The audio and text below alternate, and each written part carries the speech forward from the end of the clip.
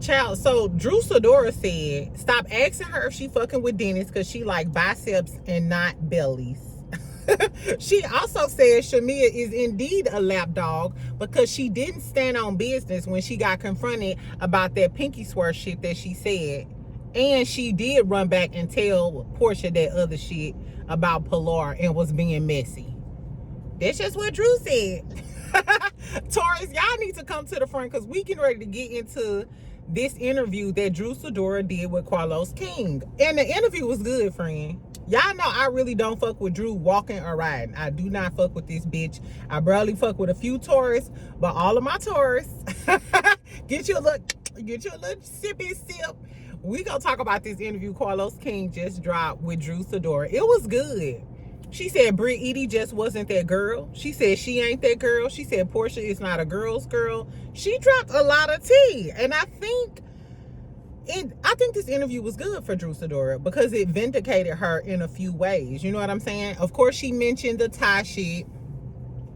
Speaking of Ty, we're going to talk about Basketball Wives because I don't know why Ming Lee thought it was a good idea to get on Basketball Wives and have an issue with Brandi. Did y'all forget that Brandi is about 6 foot and she'll dog walk you? She'll drag the fillers clean up out your face. Exactly, girl. Why did I look so funny with that? Because I ain't got on no eyelashes. I'm sorry, y'all. Anyway, so we're going to talk about all the Basketball Wives shit. Evelyn didn't run amok on the internet or whatever, talking about Jen, talking about she got stank-ass cabbage sewer breath. I don't know, child. Anyway, so make sure you like, make sure you subscribe. Y'all know I'm still trying to get to 20,000, so share my video. And let's get into some shit. If y'all just want to listen to the Basketball Wives review, I'll put the timestamp in the comments. So just drop down in the comments a few minutes after I post and I'll put the timestamp. But first, let's talk about Drew Sidora. So y'all know I don't really get down with Alvin and the Chipmunks like that, Mr. Carlos King. But this was a good ass interview. It's giving he is overshadowing Funky, but I'm not saying it's a competition, but you know what we was talking about. Anyway, so they met up at the studio because Drew is apparently going on tour. She said she just opened for Jocelyn. I was like, you opened for Jocelyn? Shout out to my good sis Jocelyn. I love Jocelyn. Do it like my B-Day, baby. Do it like my B-Day. Do it like my B-Day. Y'all, what's today? Tuesday? Is it Taco Tuesday or Tequila Tuesday? Y'all know for me, it's probably going to be both after I leave the gym. Anyway, so what was I telling you? Okay, so yeah, they went to the studio. Drew is going on tour. She just opened for Jocelyn. Anyway, so they played Carlos's favorite song. And why is his favorite song on the album my favorite song? I got 5 on it. Drew slid on that. Drew slid on that. I might call Drew a dirty dog, dumb bitch from hell, but she's very talented. She's very talented. Anyway, she said she starts talking about how she keep a chef on deck. I was like, I don't know if you wanted to say that considering everybody seen the divorce documents. And apparently they saying you kind of broke. And for the lady in my comments who went off on me talking about don't say allegedly, if you would like to go see Drew's divorce documents, Attorney Simone, she has a YouTube channel, and there are other YouTubers who have actually posted the divorce documents and read them. So you don't have to take my word for it. Anyway, Carlos told her that a lot of people think that she's acting and she's fake, of course. Carlos said that he had told her that to her face and she was acting perplexed and acting oblivious like she do, which she was acting oblivious when he was asking her this question. I feel like it's kind of a lost cause. And then with the acting, she said, people just think that because they've seen me in roles and they may not have liked me in roles, so they carry it over. Drew, we just be playing with you about Derwin. Because you know I posted that underneath one of her Instagram photos. I was like, I never forget what you did to girl Melanie or some shit like that. Drew, we just playing with you. The fans don't dislike you because you slept with Derwin and ruined him and girl Melanie relationship. That's neither here nor there. We don't like you because you letting Ralph dog you out. Let's be clear. Let's be clear. Anyway, so Carlos asked her, do you think Ralph married you so fast just to gaslight you and manipulate you? Because we know that they met, they got married after 3 months. She was pregnant after 8 months. As soon as Carlos asks that, she immediately breaks down and starts crying. I don't know whether this was acting or whether this was true.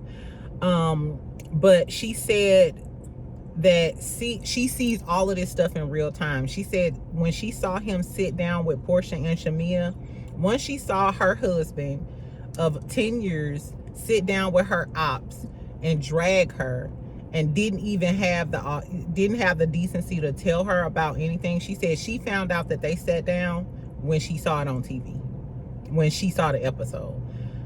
So I felt for Drew in this moment. You know what I'm saying? Because regardless of whether Porsha was getting get back and to be with a man for 10 years and he's still currently living in your basement and you raising his kids, for him to go sit down with these ladies and not even give you a heads up before you see it on TV is some dirty dog work. But we already know this septic tank head ass boy. We already know that he's like that because he dropped his YouTube channel the day her album dropped. Like he wants to seek and destroy you. Anyway, so she said it just hurt her to her core because it made her think like, damn, did he ever really love me? And Drew, the answer, I think Ralph was setting this up from start. He was setting up his exit plan from start, which is why when he met you a little after that, he got you pregnant, he trapped you in, he got the contract, he got the 40%, he set up the LLC, he paid all the bills. I definitely think he planned this all along. And he figured, hey, she's naive and not the, brightest crayon in the box, which I don't know what Drew IQ is. I just know a smart girl wouldn't sign over for 40%. But we live and we learn. But it did make me more empathetic to Drew's situation. And it was really sad. It was actually really sad. They talked about the cheating with Ty thing. She said that she believes that Ralph used the cheating with Ty and the Ty situation to divorce her, because she said he cheated on her. She said she don't know why he lied while he was sitting there with Porsha and Shamea. And remember, they asked him, has he ever cheated, and he lied.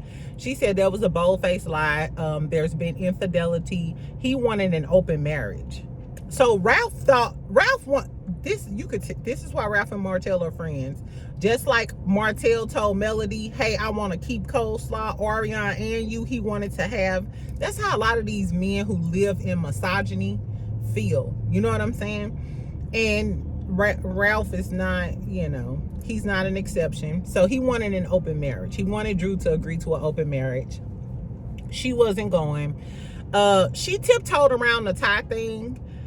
And Carlos kind of gave her out and was like, I don't want to push on this. Anybody who doesn't want to expose their sexuality and which a lot of people believe because Drew's family is so rooted in religion, and her parents, she said, been together for like 40 years or something like that, that she's a closet lesbian or, a closet bisexual or whatever. Anyway, but she talks about how her and Ty had such a strong friendship. She was there for her. She said it was lots of flirting, lots of combos and hanging out. She was like, but it's certain levels, and I can't help if Ty felt different. I believe that it may have been a little scissoration going on in this dancery. Exactly. I do believe that she was attracted to Ty. Maybe she was bi-curious. You know what I'm saying? And maybe I do think something else happened. But I mean, at this point, you know what I'm saying? Like, if who are we to push her out the closet if she don't want to get pushed out the damn closet? But Mimi was on Carlos King last night, and Mimi said that she knew that Drew messed with Ty. Everybody ain't saying that now. Ming said y'all was talking for 5,000 hours and 5,000 days. Mimi said she knew, but we know that Ralph and Mimi like these. So did Ralph engage Mimi to help him have a reason to divorce her, or grounds for divorce outside of him just being, a cheater? Because we know with Martell, he did the same thing. Because you were a known cheater and had a baby out of wedlock, then you tried to say Melody was cheating. just to try to act like you're not that bad of a guy, because Drew said he cares about what people think about him. That's what she said on the after show. Anyway, girl, Ralph is an Aquarius. She said Ralph is an Aquarius. His birthday was the same day as her dad's, so she thought she was marrying her father. I said, ain't that some shit? And I'm sure Ralph, once he found out that his birthday was the same day as Drew's dad, I'm sure he used that to his advantage. And I'm sorry, have y'all ever dated an Aquarius? If you dated an Aquarius before, drop down in the comments, tell us your story, friend. This is a safe place, because I have never met a bigger master manipulator than an Aquarius a day in my life. Not a day. That's why I don't date Aquarius men. Love Aquarius women. They make great friends, strong, all about the money, but I don't fuck with Aquarius men like that. Nah, exactly. So then she starts talking about the show, because he brung up the controversial thing about the Porsha pay for Pilar's college fund. When Drew, now initially when I do the review, I was like, fuck Drew, bitch. You don't never mention nobody, child. You done lost your motherfucking mind, you dirty dog ass bitch. Okay. I was wrong. After listening to what Drew had to say, and she sounded really sincere, I'm on Drew's side. And I think Shamea is to blame for being messy about this. This is what Drew said about her saying that her music would pay for Pilar's college fund. She said Shamea carried it to Porsha. Shamea didn't carry it to Porsha in the same spirit. She was being messy. She said Dennis said on camera, so she's hoping that like during a reunion or something, they probably will play this unseen footage. She said on camera, Dennis said he is doing this to build his legacy for his daughter. And because we know he's a serial entrepreneur, shout out to Dennis. I can't say shout out to Dennis enough, because I follow Dennis. He is doing the damn thing. He might have been a cheating ass bastard from hell, but Dennis is doing the damn thing. By all means, he's inspirational too. So Dennis said he was doing this to build a legacy for his daughter, and said that he wanted wealth and legacy for our kids, and that's why he believed in Drew and wanted to invest in Drew and do music with her. Now, and Drew said that's why she said that. She was like reiterating and trying to solidify, hey, this is why I'm working with Dennis. We're doing this to help our kids and to build a legacy for our kids. That puts it in a total different perspective than how it came out and how it was brought back to Porsha, and why Porsha had that energy for her. That explains a lot about that whole situation for me. So I think Porsha took it out of context, but I think Porsha took it out of context because it was brought to her like the way Shamea brought it to her. So in this case, Shamea is the common messy lapdog. Anyway, so then he asked her though, are you attracted to Dennis? And she said, have you seen my ex-husband? And remember I told you, she said the same shit on Chaotic's, on the interview she did with Chaotic. She said, have you seen my ex-husband? I like biceps, not bellies. I said, nah, bitch. Bitch, just not 5 minutes ago, you said that this man took you out of oblivion and brokenness and unemployment checks, told you that he believed in you, when all of those famous producers you said worked with you, your music never got anywhere. So Dennis stepped to you, got together some great writers, including Chaotic, gave you this great album. So now we actually recognize you and your musical talent, and you repay him by shading the dog shit out of him. I said, Drew, no wonder people don't fuck with you, bitch. If I'm Dennis, I feel some type of way. This motherfucker about to... I'm sorry, y'all. Do y'all see that truck about to bag into my car? Exactly. Anyway, I would hate for y'all to see me beat somebody's ass in the middle of my video. I'm classy. Exactly. Anyway, so I thought that was kind of trifling. I thought it was kind of trifling, regardless of what happened with her and Porsha. Or I wonder, does Drew feel some type of way because he is no longer working with her? He also has another female R&B artist too, and he works with a few other artists. So I wonder, does Drew feel some type of way now that that album was such a success, but you don't work with Dennis anymore? You know what I'm saying? So what's next for you? I don't know, child. Anyway, she talks about Porsha. She said, how disrespectful and ungrateful is it of Porsha to have an attitude?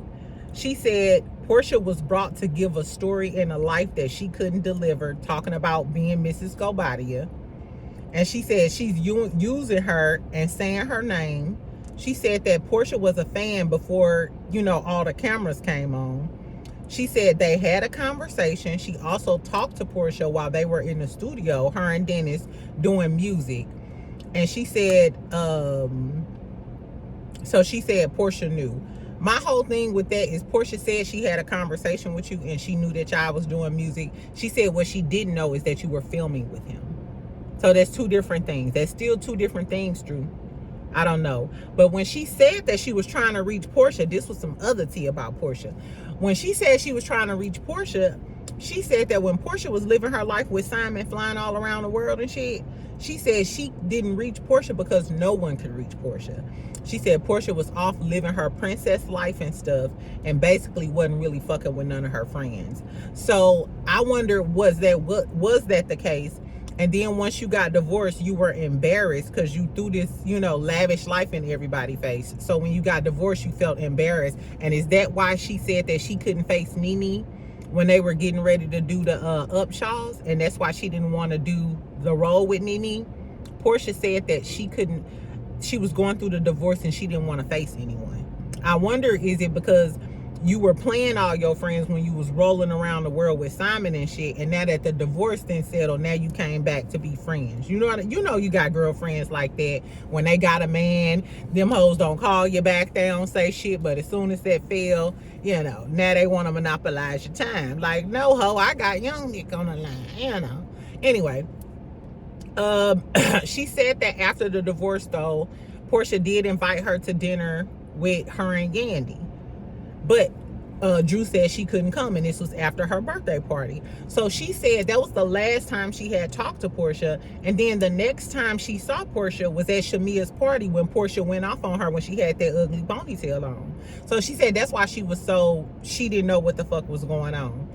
To me, that's kind of cap though, because Porsha had already fired you from Go Naked Her. So y'all had some conversations in the meantime. You knew when she came to Shamea's party that she didn't fuck with you because she had already fired you from Go Naked Her. Drew was giving a little truth mixed with lies. I see why they say Drew is a liar. Anyway, she talks about Angela Oakley. She said she tried to get her own, like a few seasons ago, just like everybody else said. Baby, then she starts talking about Shamea. She said Shamea does have lapdog behavior. She said she don't stand on what she say. She said she didn't stand on what she said at that dinner with them. She said she was sulking in that moment, and then she ran back and was being messy with the Pilar stuff. This what she said happened at that dinner with them. She said that they were at dinner, they had some cocktails and stuff, and Shamea felt vulnerable. She said, listen to this, friend. Come close. She said that she felt like Shamea needed to be real and Shamea was telling them. This is what Shamea is telling them. She said she felt like she needed to be real and address the issues she has with Porsha. She don't want to feel like she don't want the fans to feel like she got a peach and then started coming for Porsha after Porsha helped her get on the show. This is what Drew said. She didn't want the fans to turn on her and feel like she came for Porsha after Porsha helped her get on the show. She said she kept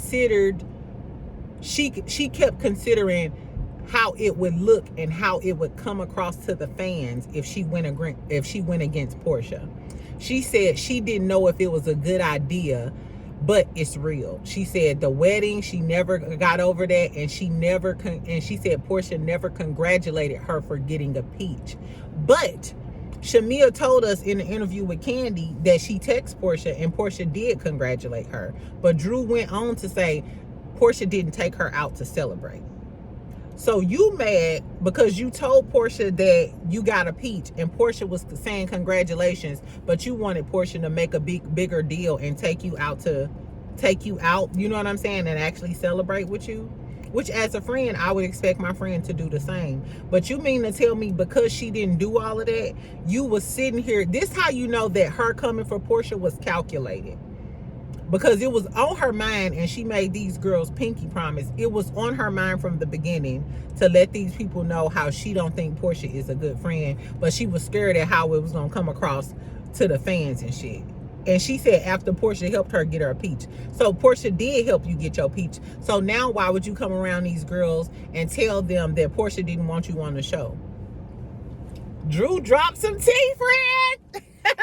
I'm telling y'all exactly what Drew said. Y'all got to go watch the interview on Carlos King channel, but that's what she said. So then Carlos was asking her, like, who would be your dream cast? She said it would be Kenya, Nene, Sheree, because she missed going back and forth with her, Candy, and Angela. And when he asked her about Shamea, she said Shamea could be a friend of the show because she can't be a full-time housewife because she don't show us her as a wife, like I said.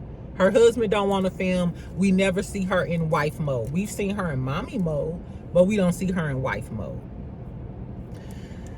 I said, well, God damn. Tell us how you really feel, Drew Sidora.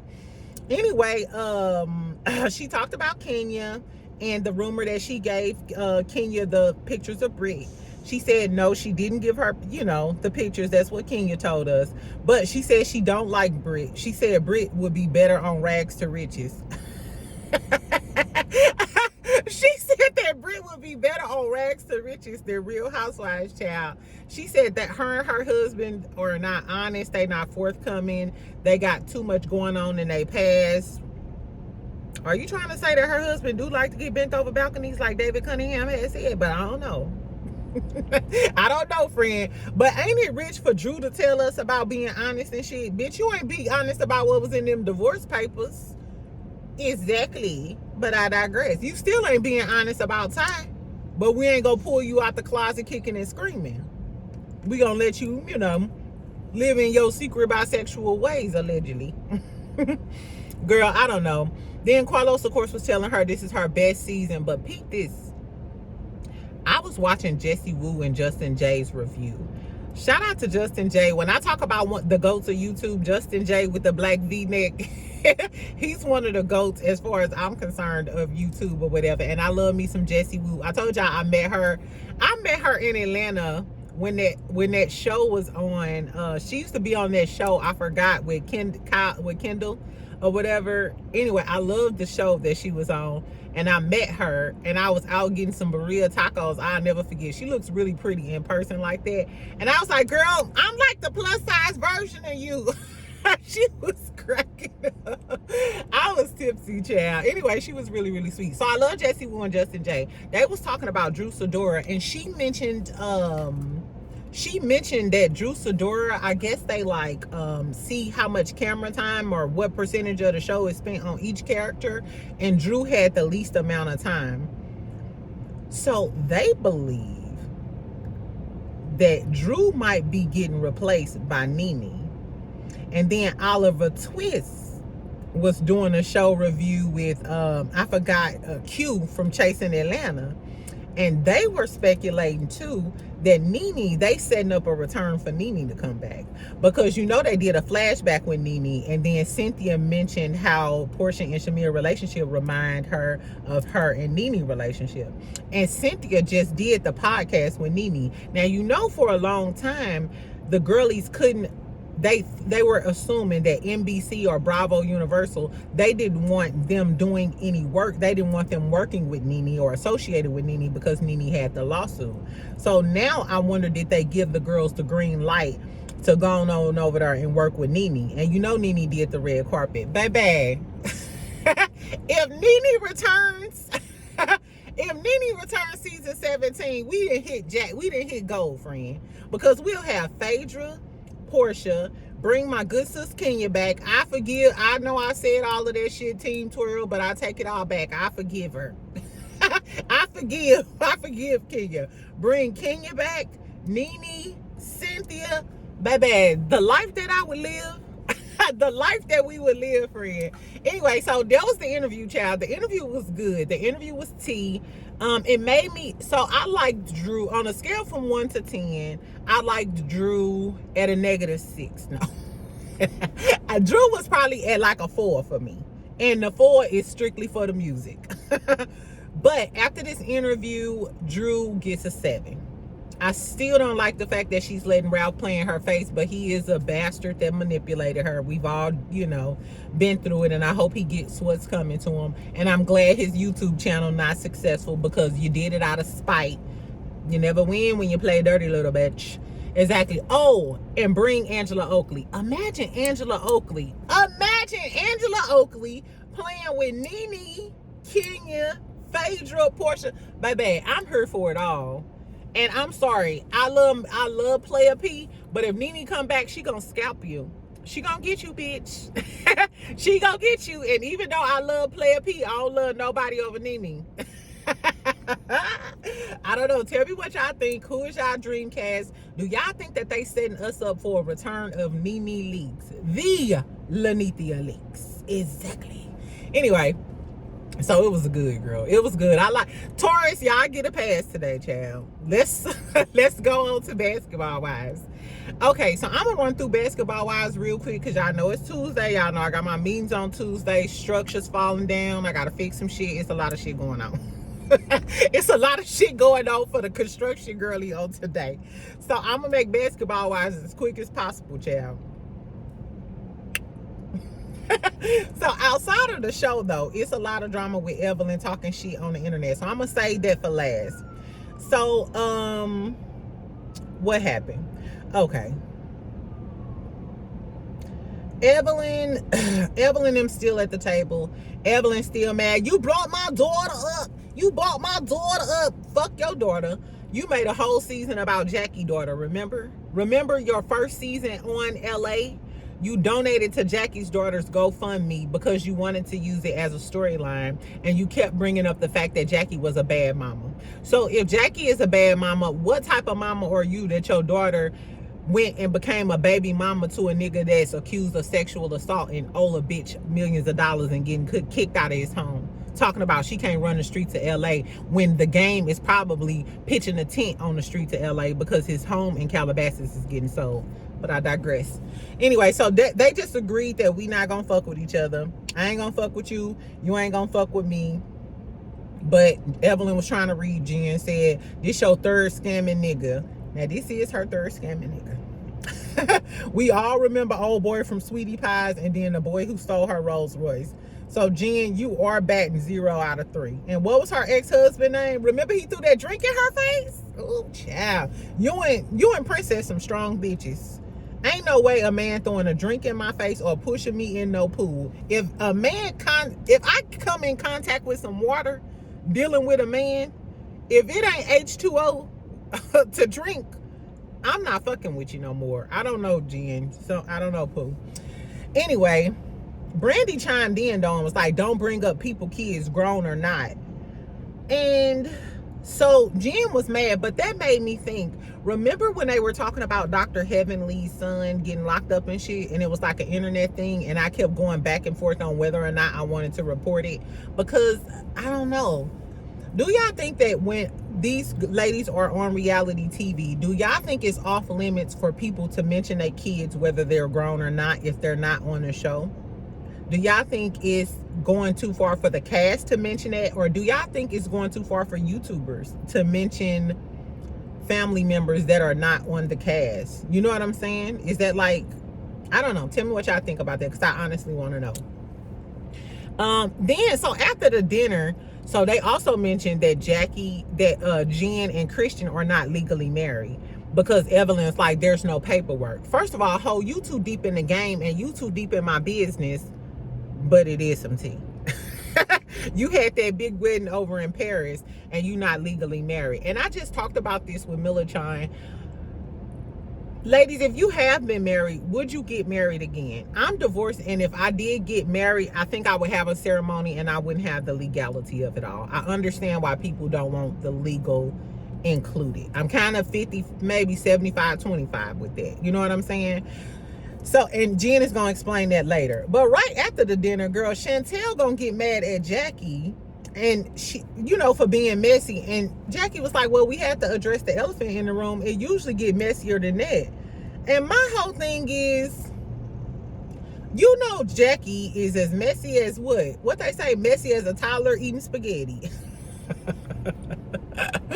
Your mama is messy as hell, bitch. You didn't watch the show just like we watched the show, and you didn't been on the show. Why did you sign up for this? I hope you didn't sign up for this to think you finna stop your mama from being messy, because we don't want the Jackie that ain't messy. That's not who we signed up for, bitch. You could go skedaddle, get her daughter up out of here. Anyway, so Evelyn talks to her daughter Shanice. Tell her what Jen said. She said he not a felon. That's a lie. Talking about the game. Bitch, you're a liar. You a liar, and you protected a man that wouldn't even marry you after you had his baby. And he probably gonna be homeless. Girl, fuck Shanice. Anyway, she said that Jen was a coward. And on their podcast, she said she's a lost woman in her 50s.